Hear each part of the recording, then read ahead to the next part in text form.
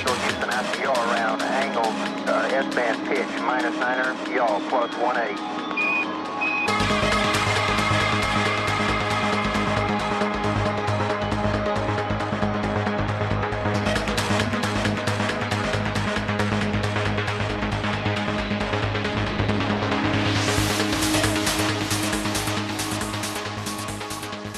Esiet sveicināti autobraukšanas centrā. Mēs mācāmies visu savu mūžu garumā ļoti dažādas lietas, papildinām savas zināšanas.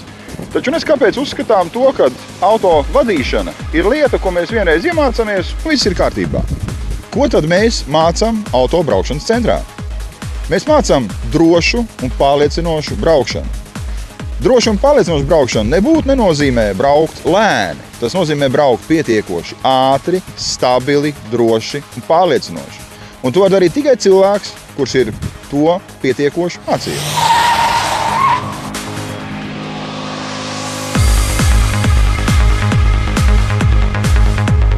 Ceļš mūs nelutina, un mums jābūt gataviem pēkšņi reaģēt uz visdažādākajām situācijām ātri un precīzi.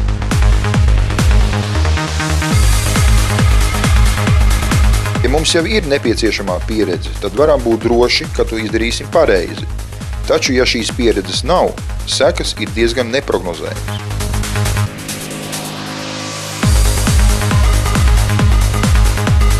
Diezgan bieži visparastākās bailes par to, ka mēs nezinām, ko konkrētajā situācijā darīsim mēs un ko mūsu automašīna, liedz mums pieņemt pareizo lēmumu.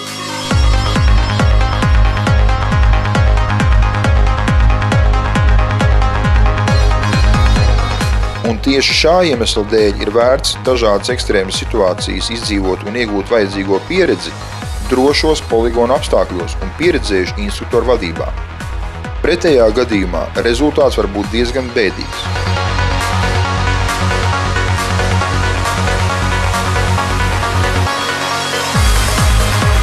Apmācību procesā tie var būt tikai nogāzti konusi, bet uz ceļa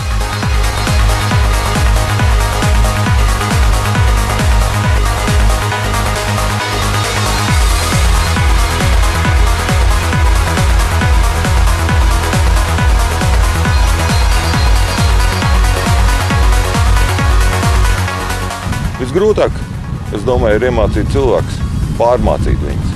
To, ko viņi iemācījušies, ir darīt nepareizi. Auto vadīšana nav izņēmums, jo arī šeit ir jāsāk ar pamatlietām. Kā pareizi atrasties pie stūres un kā pareizi stūrēt.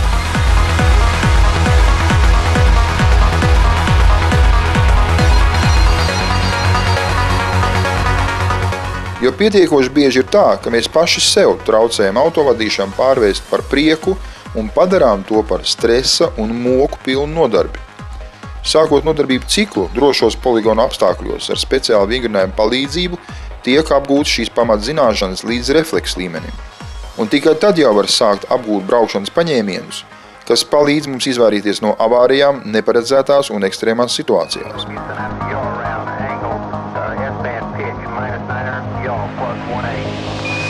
Poligonā tas notiek ar ātrumu, kas atbilst reāliem ceļa apstākļiem.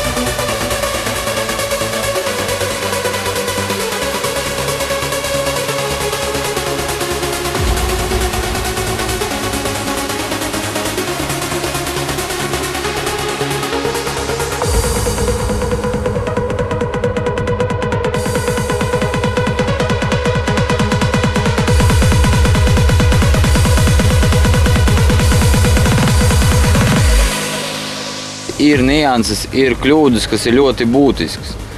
Un mēs viņiem viņus iemācām tās kļūdas saprast, izprast, ka tas nav pareizi, parādām, kā ir pareizi, un tad cilvēkiem ir pavisam cita domāšana.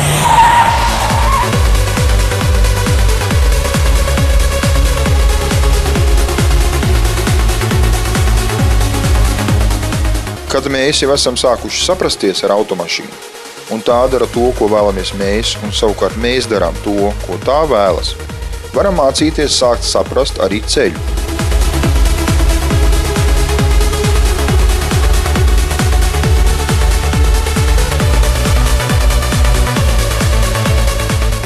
Protams, varam vienkārši braukt pa to, bet ticiet man, ir neaprakstāms prieks un bauda sajust, ka esam kā viens vesels. Mēs, automašīna un ceļš.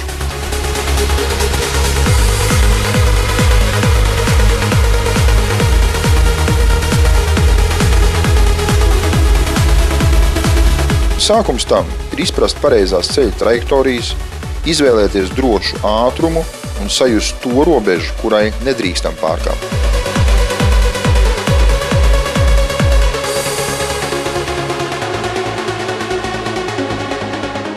Vieglāk apmācīt cilvēkus, kuriem ir neliels braukšanas stāžs, jo daudzas iemaņas nevajag laust. Vienkārši var sākt apmācīt no jauna, jo cilvēki, kas ir ar lielāku braukšanas stāžu, viņiem jau ir izveidojies konkrēts braukšanas stils, kurš bieži vien ir jāmaina, lai varētu sekmīgi veikt apmācības programmu. Mums ir speciāla pieeja katram cilvēkam, kas ļauj panākt vēlamo rezultātu jebkurā gadījumā.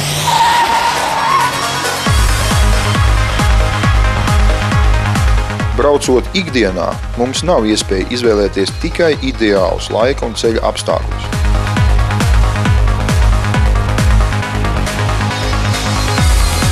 Būt pārliecinātam par sevi jebkurā situācijā, tāds ir mūsu apmācību programma mērķis jūsu drošībai. Nevis jūs pakļaujaties apstākļiem, bet apstākļus jūs pakļaujat savā labā.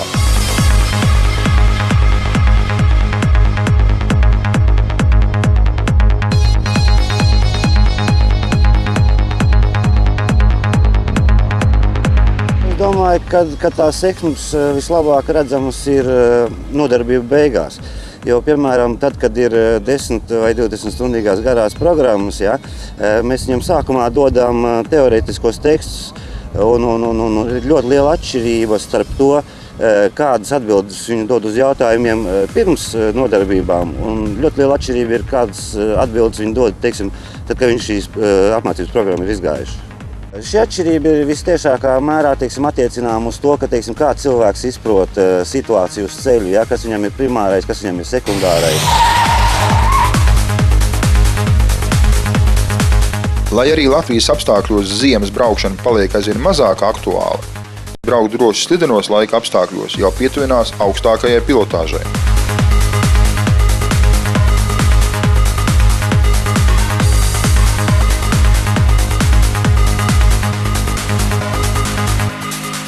Kad ir apgūtas šīs pamatzināšanas, braukšana pa slideniem, ziemas vai vienkārši lauku ceļiem, jebkurā gada laikā jums sagādās prieku, bet nevis mocības.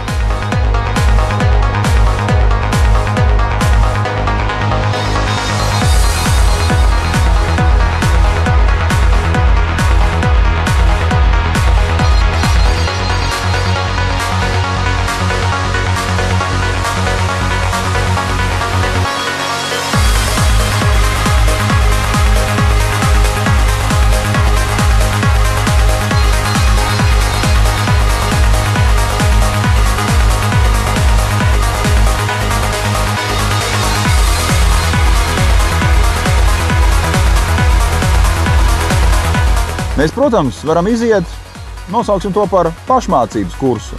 Taču ticiet man, pareizi iemācīties braukt ekstrēmās situācijās jūs variet tikai profesionālu instruktoru pavadībā.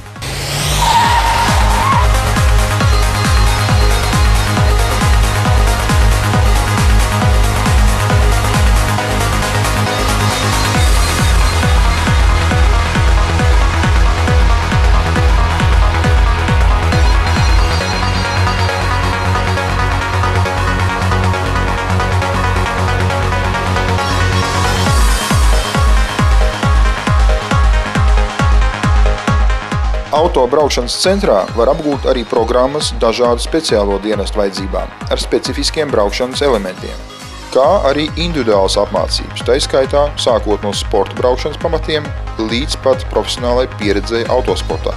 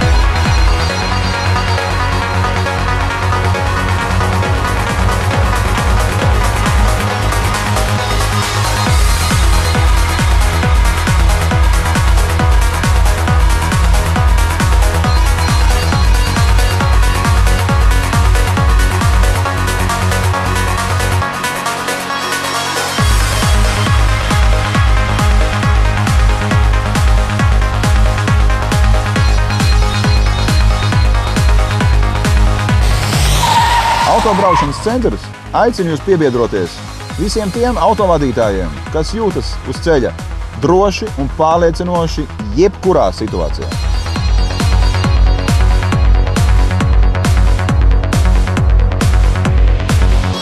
Autobraukšanas centra instruktori ir pieredzējuši profesionāļi, tā skaitā esošie un bijušie Latvijas vadošie autosportisti. Mēs ļoti labprāt un ar lielu prieku dalāmies savā pieredzē un zināšanās, lai jūsu braukt prasme būtu jūsu drošības uz ceļa garants.